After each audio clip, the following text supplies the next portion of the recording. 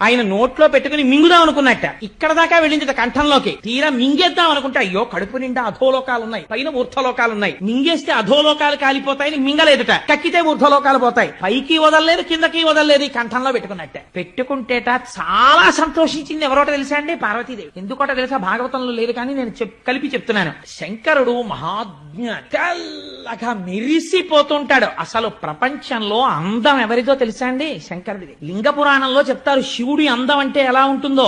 సామాన్యమైన అందం కాదైంది. పేరుకున్న నెయ్యిలా ఉంటాడు. అంత తెల్లగా. మెళ్ళో ఓ పూసల గొలుసు కూడా వేసుకోడు, బంగారంది. పార్వతీదేవో సమస్త ఐశ్వర్యములకు ఆటపట్టు. అమ్మవారికి కోరికుండేదట మా ఆయన కూడా చక్కగా ఏమైనా నీల పతకం ఉన్న గొలుసు వేసుకుంటే ఎప్పుడైనా అలా ఉత్తరీయం వేసి కూర్చుంటే తెల్లటి గుండెల మీద నీలం పతకంతో గొలుసు వేసి కూర్చుంటే ఎంత బాగుంటాడో అనుకునేది. ఎప్పుడైనా వెళ్ళి ఏమండి ఏమండి ఈ పండక్కి అక్కర్లేదు, ఈ పావులు చాలు అనేవాడు నాగభూషణుడు. కానీ ఇవాళ కంఠంలో నీలంగా ఉండిపోయిందిట ఆ విషయం. ఉండిపోతే పార్వతీదేవి అనుకుందిట, అబ్బాయి నాళ్ళకి నీలమణి పెట్టుకుంటే కంఠం నీలంగా కాంతి పడి ఎలా ఉంటుందో మా ఆయన అలా ఉన్నాడని పొంగిపోయిందిట. లోకం పొంగిపోయిందిట. కడుపులోకి తీసుకోలేదు, బయటికి వదలలేదు, కంఠంలో పెట్టుకున్నాడని లోకం పొంగిపోయిందిట. అప్పటి నుంచి ఆయనకు పేరు వచ్చింది నీలలోహితుడు, నీలగ్రీవుడు అని. ఆయనకి నీలకంఠుడు అని పేరు. నీలకంఠ అని పిలిస్తే చాలట, ఓహో ఎవడో నేను చేసినటువంటి లీల స్మరించి పిలుస్తున్నాడని పొంగిపోతాట.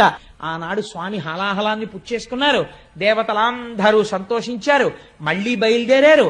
ఆనందంతో మళ్లీ పాలసముద్రం దగ్గరికి వెళ్ళిపోయారు. అమ్మయ్యా, మొత్తానికి హాలాహల భక్షణం అయిపోయింది. ఈ పుణ్యమాని పార్వతీ పరమేశ్వరులు ఇద్దరిని చూసేశాం కాబట్టి వీళ్ళు మళ్ళీ శ్రీమన్నారాయణుడు చెప్పాడు కదా, ముందు హాలాహలం వస్తుంది, బెంగ పెట్టుకోవద్దు, మనం మళ్లీ వెళ్లి క్షీరసాగరాన్ని మధించాలన్నాడు. అందుకని అందరూ బయలుదేరి ఇప్పుడు మళ్లీ వాసుకుని చుట్టి మళ్లీ క్షీరసాగర మదనం మొదలుపెట్టారు. మొదలుపెట్టి ఉత్సాహంగా ప్రమాదం వెళ్ళిపోయింది కదా, ఇంకా హాలాహలం వచ్చేసింది, ఇంకా ఏవో వస్తువులు వస్తాయన్నాడు ఆయన. అవి ఏమిటో చూడాలనుంది. సంతోషంగా తిప్పేస్తున్నారు పాలసముద్రం వంక చూస్తూ. తిప్పుతుంటే ఆ ఆనంద సమయంలో మొట్టమొదట అందులోంచి సురభి కామధేనువు పైకొచ్చింది. ఆ పైకి వచ్చేటప్పుడు మొట్టమొదట వీపు, కొమ్ములు, తల, పృష్ఠభాగం, ఆ అందమైనటువంటి శరీరం, దాని 4 పాదములు, తోక, ఆ కన్నులు, ఆ ముట్టె, ఆ తల కనపడేటట్టుగా కామధేను వచ్చి నిలబడింది. అది కామధేనువు కోరికున్న కోరికలు తీరుస్తుంది. అందరూ నిలబడి నమస్కారం చేశారు ఆ కామధేనువుకి. ఆ కామధేనువుకి నమస్కరిస్తే